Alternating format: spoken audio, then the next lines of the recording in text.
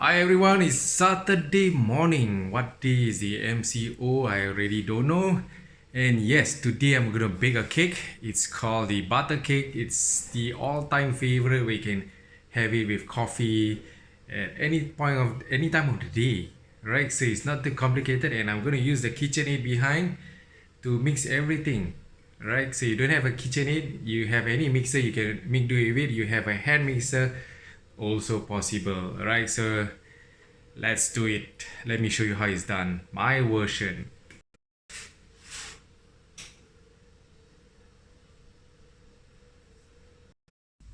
Right, so guys, the first thing to do is butter. Right, so butter is slightly hot. So I'm just gonna cream the butter first. Cream it till it's a bit softer, then I'm gonna put in the sugar. Right, so at a low speed. So the reason why I don't put in the sugar right now is because if it's hot, the butter is hot and you put in the sugar, everything will fly out once you on the machine. Right, so no, you don't want to do that. So as you can see, the butter have softened. Right, so once it's softened to that texture, then you can put in your butter.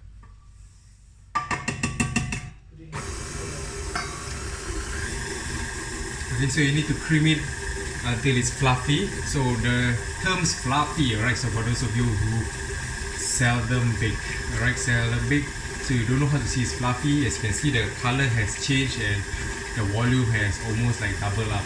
So that's how you know that it's fluffy and nice, right? So it's all about the experience of you baking and practice making. So alright, so it's been 3 minutes. Speed number 2. So you can put it speed 2 or 3 depending on your machine, and it has changed color. Right, so as you can see, the color has changed, and yeah, so this is what we want. So it's next thing is to put in is actually the eggs. Right, so this is a straight method. So I'm just going to put in the eggs, one egg at a time. The reason being is because so that it can mix well. So because if you put in all the 4 eggs together, there's too much liquid in there.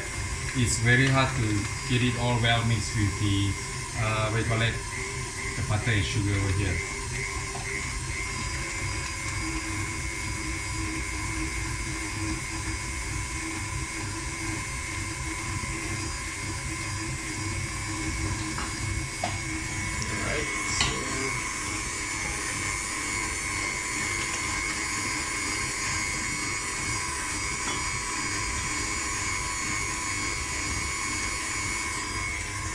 So time for me to scrape down the sides. Okay, so it's very important to have a rubber spatula like this. Buy a good one and it lasts you almost forever lah.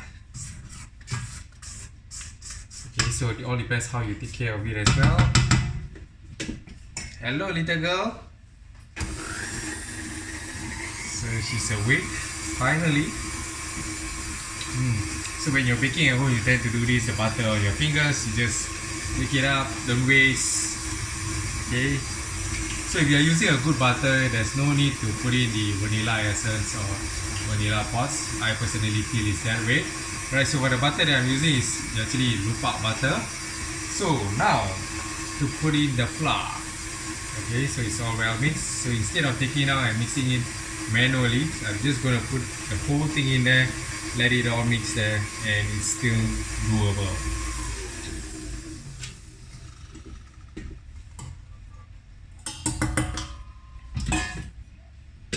Put it on the lowest speed. Okay, you don't want the flour to fly off and mess up the whole place, and there's more work to do, and then you say the next time I'm not going to do that. Okay, so it's mixing right now. Milk,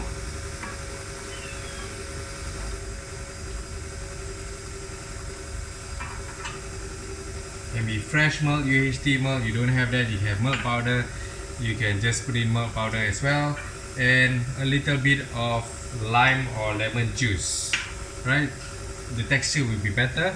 And okay, as you can see, there's some flour at the sides there, so time for me to scrape it down.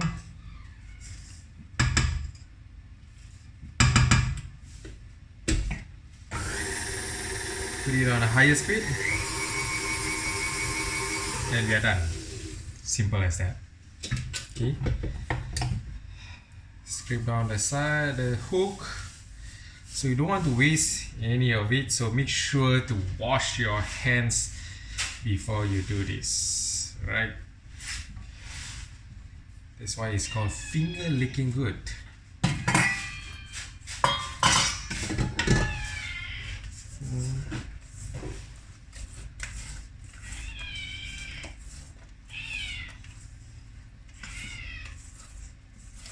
Okay, so it's well mixed like this. Where's my tin?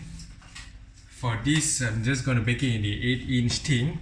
If you want it higher, you can always bake it in the 7-inch tin, right?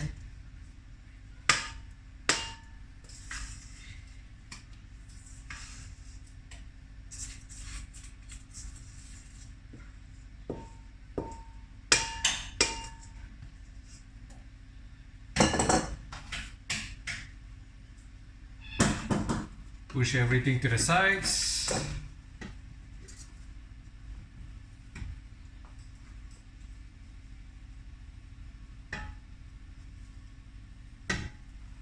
Right.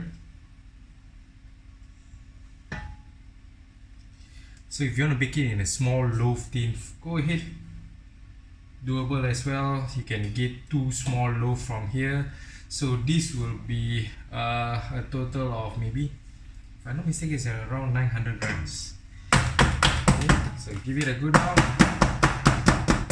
like this, and put it into the oven. Right, so I have preheated my oven. So this oven tends to be a bit hot when I'm using the convection, so I'm going to put it slightly below 160. Preheated already, and yeah, so be careful when you open the door. It's very hot. Put it in, cover it, and roughly 35 to 40 minutes. All depends on your individual oven, right? So let me set the timer. So I'll put it at 35 minutes first, and let's see how it goes after that. Right, how to know the texture is ready or not? It should be when you put in the satay stick, it should come out slightly wet, and then you know it's ready. You don't want it to be too dry, because once it's fully dry, when it's cooled down, your cake is actually overcooked already, right? So over here I have a smaller bread maker oven as well. So this can be used as a oven itself as well. So it's a bread maker and it's an oven. So it depends on your individual preference. I have a loaf of bread baking in there right now. So later on I have bread and I have butter cake. I'll show you all the results in a short while. Alright, so it's almost 35 minutes. So I'm just going to check it with the satay stick. As you can see here. So once you open the oven, let it open so the hot air flows up, and open it. Alright, so you can touch it. So I just leave it for another 2 minutes. Right, so the cake is ready. Oh, remember, open it so hot air flows up. You know, you burn your face. Okay. There you go. And let's say you don't have a coaster, eggshell, egg trays is always the best. Free of charge, recycling, and also the air can circulate at the bottom, right? So this is done. Okay, another way to see how the cake is cooked or not, let me off this oven first, is to look at the sides. So if it's like coming out from the sides, then you know it's cooked. Right, so in a short while I can enjoy the cake, and hope you enjoy this butter cake video and give it a try.